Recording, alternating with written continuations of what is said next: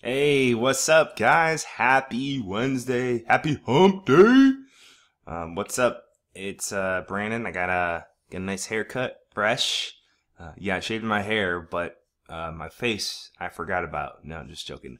Um, just been a couple of those days where I just haven't got to the razor. Anyway, hope you are doing fantastic. I'm really excited. This is going to be a really fun episode. I'm bringing you a special one here. It's going to be two different trucks. Yes, two different trucks. And one is, we're going to keep it real simple with the first one. We're going all the way to Australia to talk about the Dude Food Man. It's an American food truck down in Australia, and I'm just going to showcase a few things on there, and then we're going to come all the way back here to my hometown here of Chi-Town, the Windy City, aka Chicago. And so we're going to talk about Jerk 312, the food truck here that actually it was one of the first food trucks I was introduced to, that I have just fallen in love with and have followed, and it holds dear a special place in my heart. So without further ado, let's roll right into it. All right, here we are, the Dude Food Man food truck. I again searched on Facebook for food truck. I actually did food truck and not food trucks, which honestly does bring you different results. I saw a few things in there that I didn't see, one being the Dude Food Man food truck that popped up. It stuck out to me from a logo perspective. I had a hard time trying to figure out which one I was going to do. But I found this one. The logo stuck out to me. It was modern. It was a little bit different. It was also, it looked like, and I couldn't really see because it says in the small print in the logo here, it says gourmet American food. I couldn't really see that, but I from the feel of it, I kind of got that impression. So it stuck out to me, or stood out to me. Also the fact that it has 147 reviews and 4.5 stars out of 5 stars. Again, those reviews stick out to me. Also the fact that it's almost 6,400 people that like this. That's also another factor that stuck out to me. When I got here, I wasn't overly impressed, to be honest with you. It was okay. The header image was decent. I think it could do it could do better with that. Maybe putting a picture of the food truck there. Again, I've always suggested trying to test out putting the picture of the people behind the food truck as the logo or the smaller image here. So trying to test that out. I think honestly that would stand out quite a bit. If you don't feel comfortable doing that, then you could throw it behind here on the header image. But I think the food truck and the people should be really in the forefront of the header, their cover photo, and the actual small icon photo here. And the reason I say that it would stand out is because when you search for food trucks or food truck, they all have a logo. They all have logos that pop up. And so you are really just competing against other people's logos. If you have a picture of somebody, that might be like, that's interesting. So just an FYI. So when I come down here, immediately after looking at that stuff, I saw the picture of the burgers, and I saw this one, but then I started looking at the other sides and scrolling down, and oh my God, like I don't normally say that, but jeez Louise, I am in heaven, and I feel like I need just to take a trip all the way down to Australia just to taste this burger and these burgers. They look amazing, and it just makes my mouth water, and it probably doesn't help the fact that I've been trying to eat healthy. So looking at these enormous and just delicious looking burgers with fried mac and cheese that we can see right here, you can tell it's just getting my mouth watering. So the product is not a problem whatsoever with them. And also a few things when we look here, we see that they're getting interactions. These are a couple days old, but people are actually, talking to them, leaving things, asking questions, also engaging with them, and they're doing a decent job. They haven't really followed up on this one, which I would. So some things on the Facebook page that are kind of lacking is not a lot of interaction for 6,400 people. They only get upwards to like 30 or 40 likes at the most. They average probably around 20, or I would say about 15 per picture. They again are, you know, subject to what most food trucks that we've reviewed in the show so far do, which is they post pictures and then they have all these hashtags that go along with them.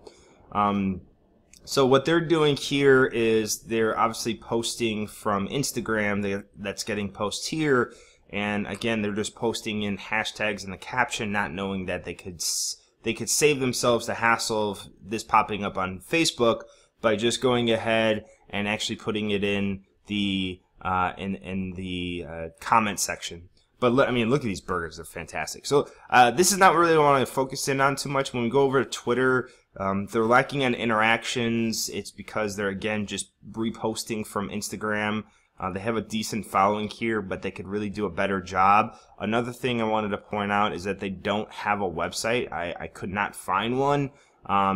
They do a good job of being in a lot of different places on the internet in general, but I could not find a website, and I don't believe they have one. So that's something that would really benefit them from, you know, taking advantage of this, and also setting up a social media management system. But really where they shine, and what I really wanted to point out, is their Instagram feed. So they have close to 9,800 followers on there, which is really phenomenal and fantastic.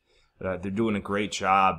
What I love about this is that not only are the pictures, I mean, the pictures are just, they're just about the product, and that's great. Honestly, I think they could do a little bit better job of doing some behind the scenes, but that's not the point of why I brought this out. What they really do, and a great job in all this, is they actually, and you could see when you check this out, and you can check out all these, I'll put them in the links in the show notes.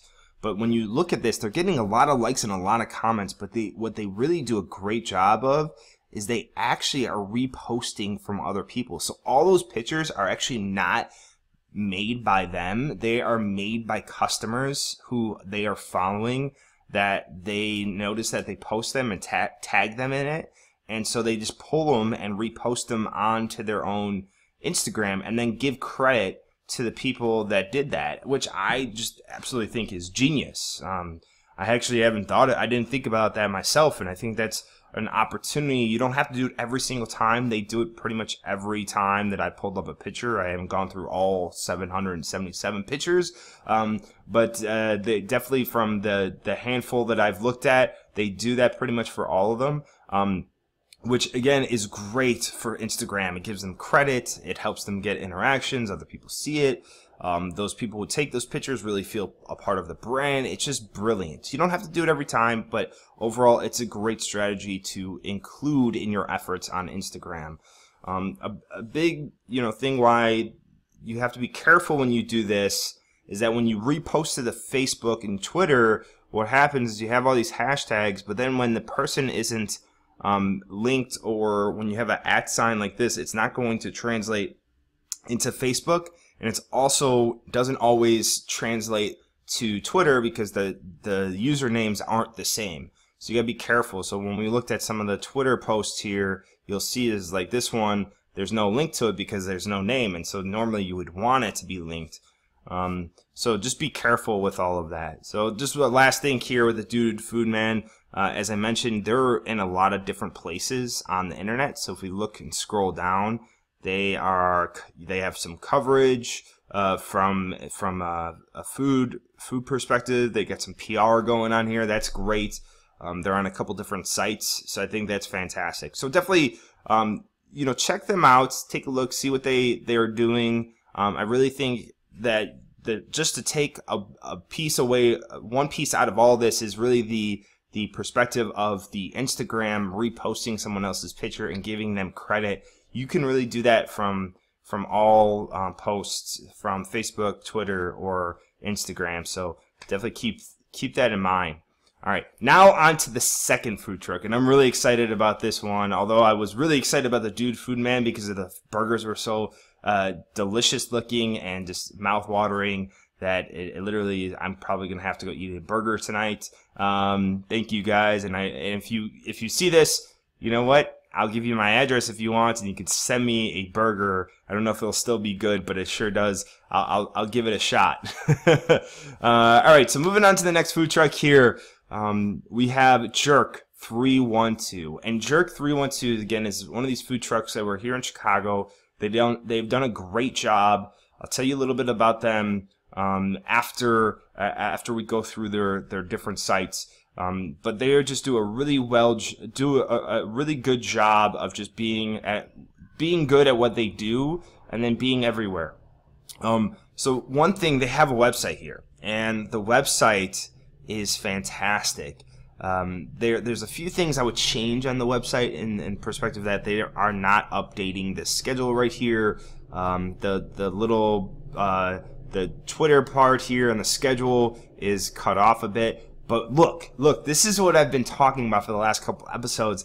What do they have here? You enter your email address, and you enter it in to get what? A weekly schedule in your inbox.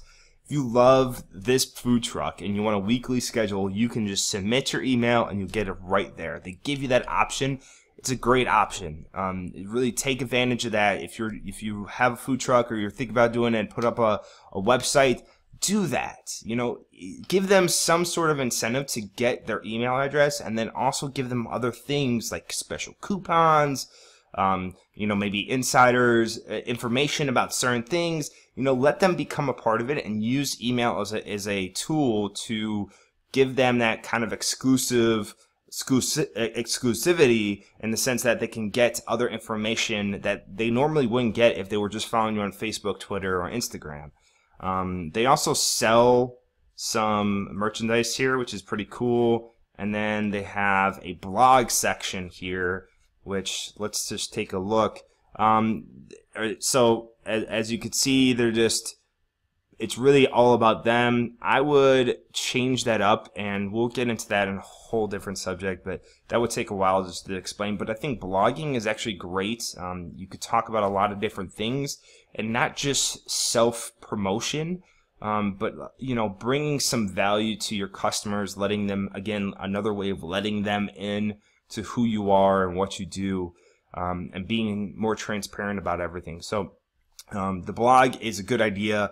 It's not necessarily being used the best way here, but there's always room and improvement in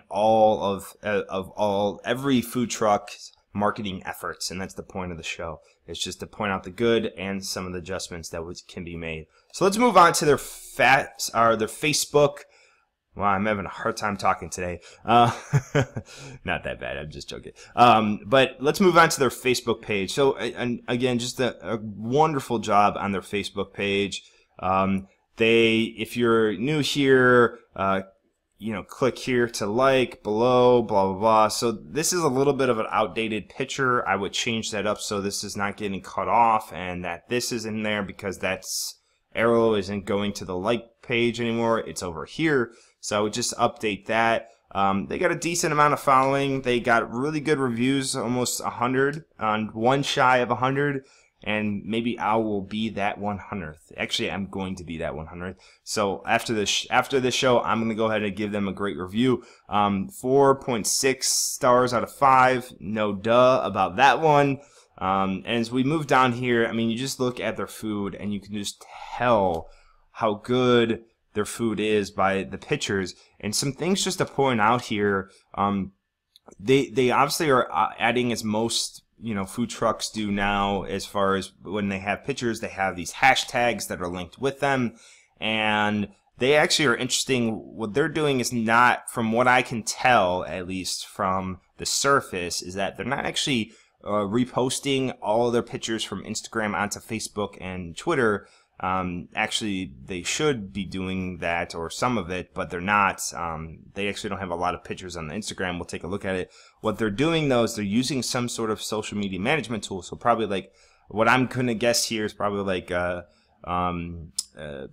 Hootsuite or Sprout Social, or potentially Buffer. But I can't really tell by what they're exactly using, but they're definitely using some sort of scheduling tool to post, because they're doing very similar posts from Twitter and Facebook, actually identical. when it comes to pictures. There are a few things that don't overlap, but you can just tell that they're just copy and paste, or they paste it in there and they post them to both without making some adjustments. What is brilliant about what they actually do is they actually link to Google Maps. So then when you see that picture, you can click on that link, as long as you can actually figure out that there's a link there beyond all of the hashtags, because it kind of gets lost in the shuffle, if you see what I mean here. You see all these hashtags, and then there's a link at the end. And if you weren't really looking for it, you might not notice that there's an actual link, because those hashtags are also linked. So just something to point out there. And then what they do is they link it to where they are, which I think is brilliant. I mean, you give them an exact point of where you are, so you can just, you know, if you're on Facebook on your phone, you see that, you click on it, you can pull it up and say, all right, where am I? And it's instant. You can get to where you want, you can get directions, you can get there to their truck, and you know where they are. It's really, really just brilliant on their part. So you can see the pictures are good. They post some stuff. They got some interactions on their pages. And what is even better about this, look at this. They're getting people talking about them, and they're getting likes upon likes and comments. And man, like, geez, like 185 likes right there and 19. That is just fantastic. I mean, that's what you want to get out of it. So take some pointers, check out their Facebook page, do a little studying, copy a little bit of what they're doing. It's really just, you know, fantastic of the interactions that they're getting here. All right, let's take a look at their Twitter page. All right, Twitter, I think, is great. That picture right there, they actually should use that picture for the Facebook post as well, because it's just a beautiful picture of their food truck, and it gets the message across. Great, you know what you're getting into when you look at it. Again, they have a fantastic logo that sticks out that they used here as well. And then you can see, if we go from, you can see this picture, and we jump back to Facebook, it's the same one right here with all the same links and hashtags, which the links and the hashtags make sense on Twitter. They don't make sense so much on Facebook. So if you're using a social media scheduling tool like this, the point of all this is to show you that you don't need to copy and paste exactly or post the same thing on Twitter that you do on Facebook. You could simply just copy, paste it, rework it so it's actually better for your Facebook audience versus just for your Twitter. So having all these hashtags isn't necessarily bad for your Twitter account, although I wouldn't have that many. I mean, you really overdoing it with 1, 2, 3, 4, 5, 6, 7. If my math, seven hashtags. You don't need 7 hashtags. You should really just pick a few, stick to them in each post. When you do too many like this, even on Twitter, that just becomes annoying to a lot of people. And you could tell because there wasn't a whole lot of interactions. They got about 3 retweets, which isn't bad. And you know, they continue to do the same posts, and they get some interactions, but for having 7,000 followers on Twitter, they should definitely be getting more. And so you can see here they're doing a great job. They're posting. There actually are one of the food trucks here in Chicago that have gone from a food truck to now opening a store, and I believe they're actually opening 2, if I'm not mistaken. But you can see that they're showcasing one of the stores that's going to be open soon. And the thing here is that this is a great opportunity. They're showcasing this a little bit, but they missed the boat a bit, because they could really just open up their behind the scenes interactions, showing people, you know, how the store is coming along. They show it from the outside, but show it from the inside, talk about it, you know, have some people, you know, jump on for 30 seconds on a Twitter video and talk about it. I know video isn't necessarily, not everyone's comfortable with video, but it is a huge opportunity. It's great for showcasing. Twitter allows you to do 30-second videos. You can even use the same ones for Facebook, and Facebook is now very, very friendly with people who are using videos, because they want more videos on Facebook. So, you know, take advantage of that. events like these where things are opening up, or even if you're at an event, maybe you're catering it, use the video, showcase it a little bit, get people behind the scenes. Maybe you're setting up, prepping, show a little video beyond just the pictures. It's really going the extra distance, and people love that stuff, and it'll help you stand out too.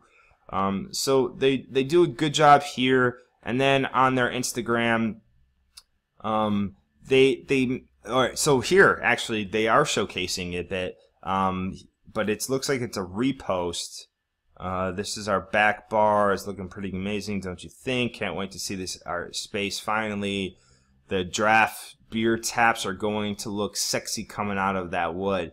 So look at they're talking about it, but this is a repost from Jerk Boss, who is, I'm guessing, the boss of Jerk 312.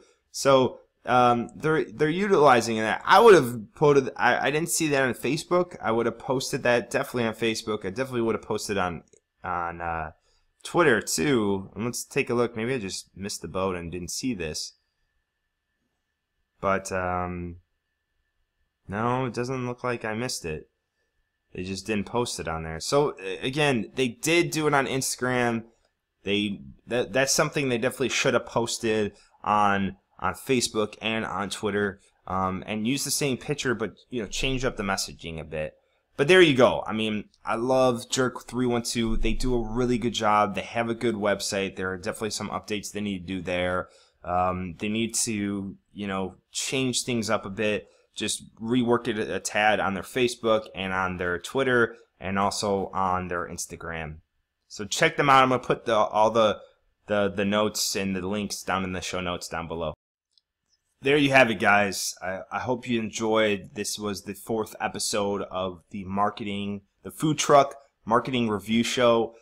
We took a look at the Dude Food Man food truck down in Australia, and then we took a little peek over at Jerk 312 here in Chicago, and both had their own unique styles. When we looked at the Dude Food Man truck, that one did a great job with their pure sharing pictures, taking the pictures from other people and sharing it on their Instagram.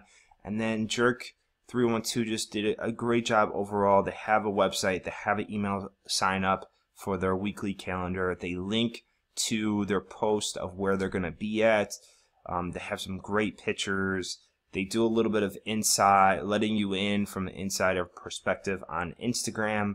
And then both of them had some adjustments that really needed to be made for a better experience on their social media and online marketing avenues. So there you have it. Hope you learned a lot. If you have any questions, any comments, please leave them in the comment box down below. All the links to both of them are also down below. So if you didn't get a chance to follow along, make sure you go ahead and check that stuff out. Like them, follow them, to let them know. Go check them out perhaps if you're in Australia or here in Chicago, or you're visiting either places. These are good food trucks to go check out. And also follow me on Twitter. I'm at Brandon Lewin.